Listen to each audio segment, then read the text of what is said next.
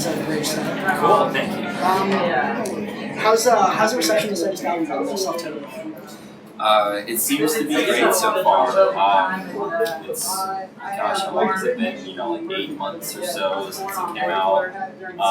Yeah, I mean, it's been cool playing the new songs live, hearing people sing along and stuff, and I guess it's selling okay, and people seem to like it, so it's nothing we can ask for. We're just happy that it's a record that we're very proud of, and it's the record that we wanted to make. Your first EP, Tales Told by Dead Friends, sold 20,000 copies on the label. How'd you guys do that? Well, we followed Warped Tour in 2006 and sold CDs like outside to people coming in and out and stuff, online. Yeah, we're one of those guys. And but it worked. It helped.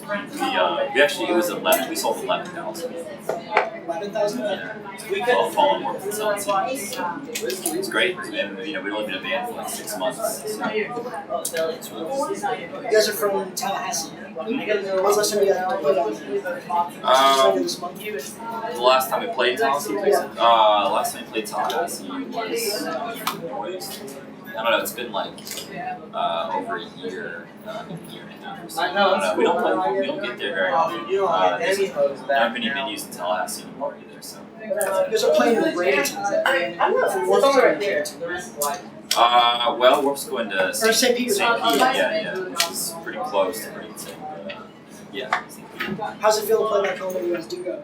Do you guys get a lot of welcoming hometown support? Yeah, no, it's awesome. It's weird playing Tallahassee on tour, just because it's weird just being home for like that day and then gone right away, and trying to see everybody, but you can't play there. But it's always great to be in Tallahassee. So. You guys have done a few punk goes, insert genre here. You guys have any future plans to do more of those? Yeah, we're doing the next one that Fearless is putting out, the Punk Goes Pop. Can you tell us what song you're doing? I'm not sure. I better not, just in case. We've already actually recorded the song, but I'm not sure whether it's announced and everything what, so I better just not say anything, just in case. When is it expected to release? Do you have any idea? I'm not sure of that either, honestly. Alright. But I hope soon.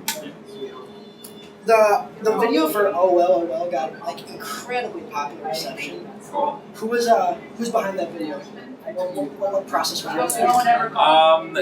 It's kind of a long story. Basically, we came up with this theme kind of story for the artwork of the album, the videos, and all that. And we've had that faceless umbrella figure guy on all 3 of our full-length albums now. And kind of actually, before there was no story as to where you came from, you were just going to use them. But then we kind of went back and wrote out this kind of story explaining where it came from and everything. We wanted to do a video as part of it.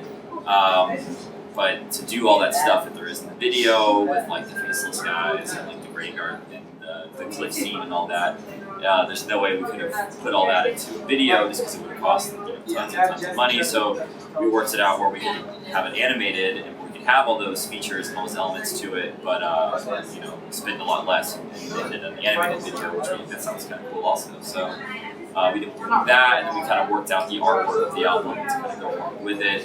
And just kind of had fun. It was cool. It was a long process. For a lot of your songs, for example, you use Terrible Things for your Valdosta.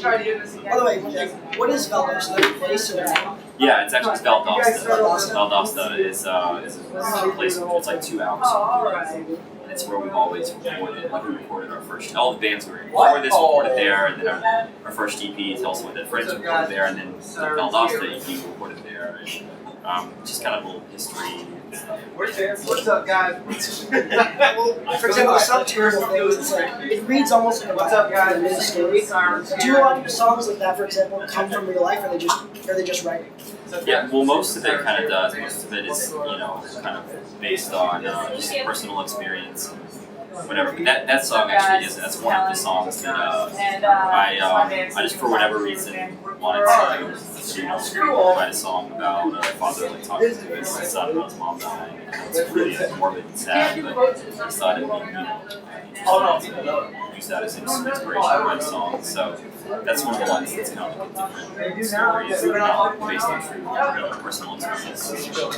And last question, what's your favorite song to play? It's tough to say. There's a couple, it kind of changes. But Oh Well, Oh Well is one of my favorites. Black Cat is also my favorite. It's just one of the most energetic. Crowd always gets really into that one. So that's Yeah, I was just gonna say that walk on stage in Detroit, I was excited to play here. I was just wondering why you were excited. I know whenever you come here, you guys for your shows, you're always really stoked about it. And I'm just